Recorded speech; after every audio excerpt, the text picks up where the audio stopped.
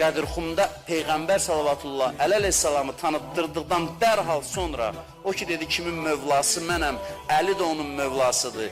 İmamı tanıtdırandan dərhal sonra bu ayə nazil oldu. Əl-yevm əkməltu ləkum dinəkum. Bugün din kamil oldu. Və ətməmtu aleykum ni'məti və nemətim tamamlandı.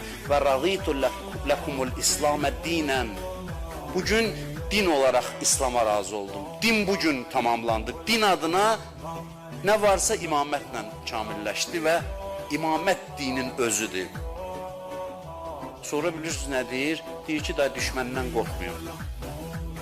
Düşməndən qorxmuyor. Niyə görə? Çünki artıq imam tanıtdırılıb. Cəmiyyət imama sarılsa düşmən heç nə eləyə bilməz. Bu da Quran ayəsidir. Əl-yevm yəisəllədinə kəfəru min dinikum fələ təxşəvhum vəxşəvni. Bugün kafirlər sizin dininizdən məyus oldular. Sizə